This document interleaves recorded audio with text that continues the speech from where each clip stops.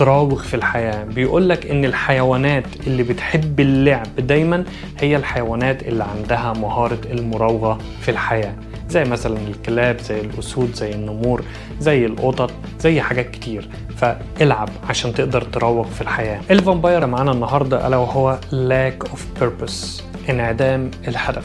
تخيل كده انت راكب عربية سبق ما فيهاش خط النهاية، هتدنك تلف في السبق، تحرق بنزين على الفاضي لأن مفيش هدف توصل له. فالفكرة ان انت لازم تخلق لنفسك هدف. الحياة بدون هدف ليست حياة. اخلق لنفسك هدف.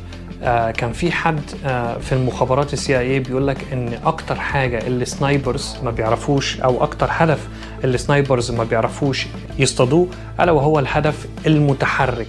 فهي دي الحياة. ما تخليش الحياة تخطفك او انها تصطادك وانت واقف في مكانك، لا، اتحرك من هدف لهدف لهدف. اوصل.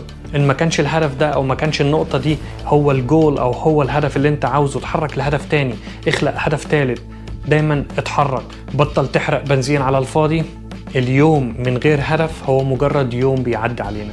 اخلق لنفسك هدف. المخ محتاج هدف عشان يخلق هرمونات التحفيز. لو مفيش الهدف ده مخك بيكبر دماغه، خلاص مفيش هدف.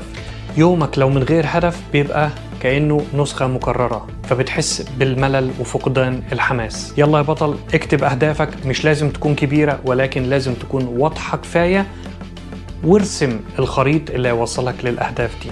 فالفامباير رقم 8 معانا ألا وهو انعدام الهدف. والاستراتيجية بتاعتنا ان احنا لازم نخلق لنفسنا هدف او أهداف أكتر من هدف.